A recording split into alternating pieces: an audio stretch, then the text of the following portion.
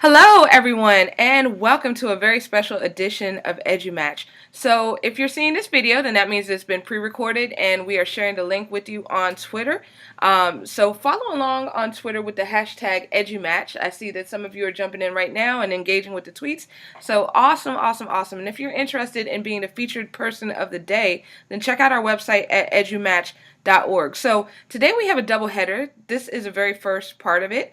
Tonight, or this morning, I should say, that we're going to be talking about hashtag Get to ISTE. So here on panel with me are William Jenkins, who is kind of the brains behind the operation, and Marialice Curran, who is an awesome the founder of the DigSit movement on Twitter. So definitely wanted to welcome you all and have you introduce yourself. So I guess we'll start first with William. If you could just please tell us a little bit about yourself. William? Hi, thank you very much. Hi, Sarah. Thank you for the invite. Great to be here. I'm William. I've been in EdTech startup for the last 13 years, and what's fascinated me has been the way technology and ideas roll out.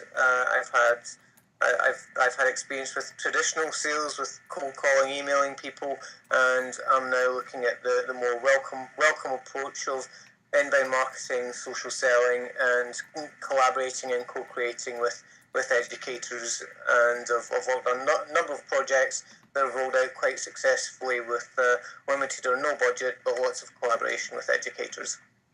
All right, fantastic. Thank you, William. And Marialice, if you could please introduce yourself. Marialice Curran on Twitter. It's all these crazy initials, MBFXC.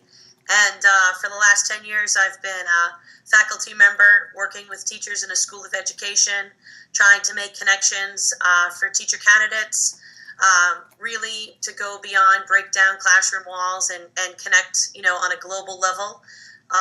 And so really excited about today because, the fact that the three of us have been, PLN members for so long, but that we were actually IRL in January, this past January, in the UK, just makes me really happy because to me, this just speaks about the volume of, the importance of being connected and how these connections, really further you personally and professionally. Absolutely, absolutely. We had such a blast at the DigSit Summit UK, and definitely it was a fantastic time. So just wanted to go ahead and start the conversation off. So what exactly is Get to ISTE? What is that program about?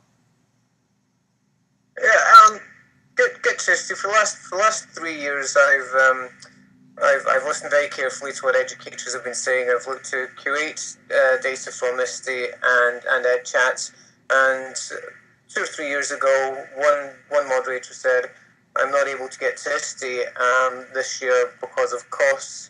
And what I did is I looked at ways for educators to get crowdfunding from suppliers and things like that, and we were very successful with that with Derek Parson at the UK at the UK Digital Citizenship Summit, and that passion for curating information.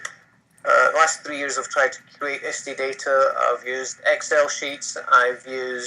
I looked at North at one point, and at 2015 a platform called Declare went live a couple months before ISTE. It looked really, really promising. This year I started exploring it in the run-up to ISTE, and it just looks like a fantastic platform for curating information and helping educators to share content and find one another, to establish events like the UK Digital Citizenship Summit. Fantastic, fantastic. And Marialice, what has been your experience? I know that you've been also doing a lot of work behind the scenes in terms of rallying people. So what has been your experience? Well, to tag on to the hashtag with William, we've been hashtag ISTE16 Pirates, and we've been exploring specifically looking at the platform Declara as a way to co-create, co-collaborate, crowdsource resources for ISTE. And so specifically, we've been looking at, because it's important to me, digital citizenship, and then there's that ISTE PLN, our DigSit PLN through ISTE, and how we can, look at really connecting and collaborating with sessions and speakers, like before the event, during the event, after the event, and really make it more meaningful. So we've been working behind the scenes and trying to get a little momentum with that hashtag, but it's also it ties right into Get to ISTE, and it's really I feel like, for the DigCit Summit UK, that was like the first time that I really got to collaborate with William and saw the value of doing this together, and what he does to support educators. And so this is just another great run, because ISTE is, gosh, like the conference that I don't want to miss, and it's so incredible, but it's overwhelming as well. And so how do I make the most out of my experience before I get there, while I'm there, and then afterwards? And Declare is that platform with these collections that really give you this opportunity to build community. Right, absolutely. Absolutely. It is a great platform and a great way to curate resources. So that is fantastic. So I'm going to ask you all a question that we came up with together beforehand. Actually, this came from William's survey that he put out. So if people have not already done so, then William, I know that you have a survey where you're trying to collect information. Would you be able to share that link with us on Twitter with the hashtag EduMatch? Yep. I'll share there's two surveys, one for educators and one for suppliers. So share both of those on the hashtag. All right, awesome. Thank you so much. So this is one question adapted from that survey. How do you all feel that presenters can seize opportunities to co-create sessions with other educational stakeholders? Yeah, well, I'll start with that. Everything that I'm looking to do with Declare, I've achieved on a very small scale elsewhere, and with yourself, Sarah, the South by Southwest event was coming up, and I shared some resources for the DigCit event, for the South by Southwest event, and I think those were quite useful for you. And I thought, well, it's not just the presenter that's got any great ideas or great links, and I wondered, Marialice has got her DigCit presentation, and I wondered if we crowdsourced policies and best practice, what would that add to the presentation? Would there be articles there that presenters were not aware of? Would there be articles there that would add value to the session? And also, through co-creating with people who are not at ISTE and attendees, I think you could have a richer experience at the event when you go up and introduce yourself and say, "Hey, I'm Mrs. Miggins, and I shared this article with you." There's a different connection and a different kind of conversation that potentially could be had there. I just want to add on to that, like, it just really makes it personal, and like just what William had just been talking about. How powerful would that be for the digital citizenship, community, the PLN, to be able to crowdsource these ed tech policies? Sometimes I feel like we're just working in silos, and to be able to merge and have an opportunity to really collaborate and in a really thoughtful and meaningful way, to look at how other people are doing it in their communities. And I would feel, I'm a presenter, but as an attendee, from an attendee's perspective, I would feel so invested that my voice actually matters, and like what I'm doing in my community can contribute in a larger way, and that while I'm at the session, we can continue this conversation, and then after ISTE, when we're back in our communities. In fact, William, what was the quote? Because there's a great quote from that you've been using from ISTE last year, and it was like from a keynote. And now Josh's one before. Yeah, Josh said the closing keynote. He said on the way back to normal life, let's not lose the enthusiasm and excitement that we've had at ISTE. And when there's 149,000 tweets and everybody kind of sharing resources at the same time, and I think this is one of the questions that may be coming up. Have people dipped into those resources?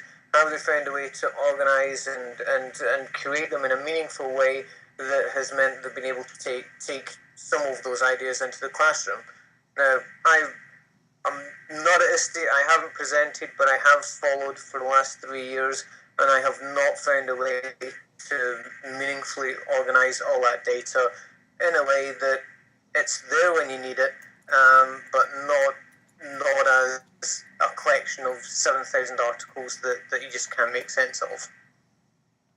Right, absolutely. Yes, curating those resources is very important. Especially after the fact when we go back and put them into effect in our classrooms and in our educational settings. So absolutely. So the time is starting to come up upon us, but I wanted to definitely throw it back to you all to see if you have any closing thoughts that you'd like to share with anyone who's watching currently.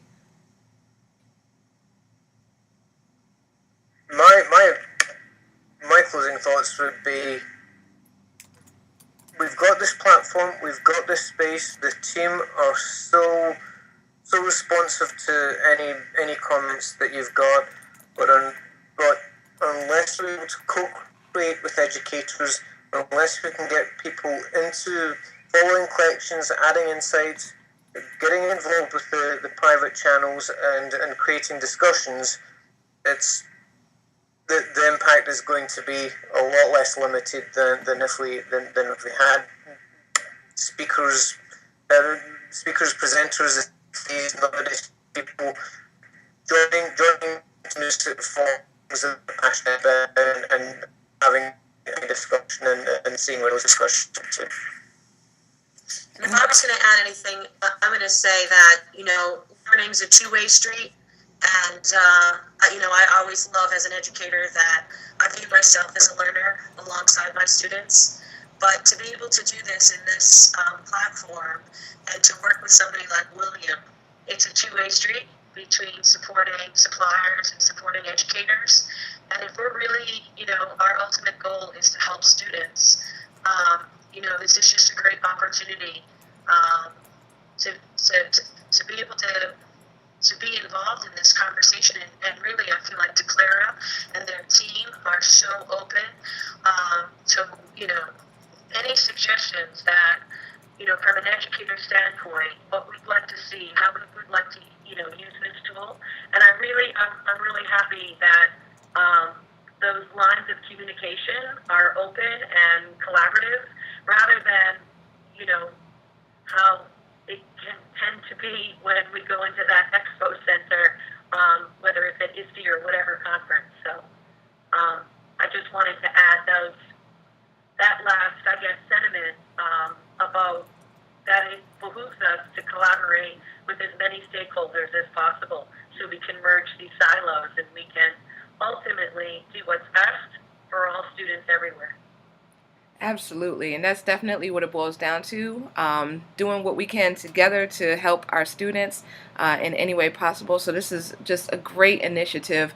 So I would like to thank you both for being on panel today.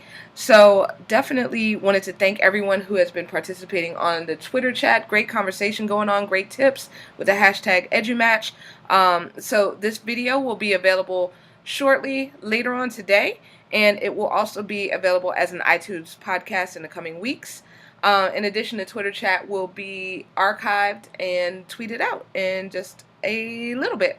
So we will be having a Twitter chat / Google Hangout in the next 40 minutes about diversity in terms of keynotes, featured speakers, and panelists. So if anyone sees this prior to that, we would love to have you on at 1 p.m. Eastern Standard Time.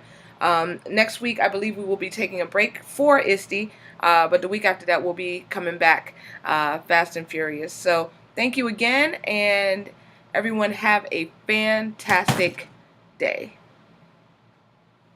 Thanks, Sarah. Thank you.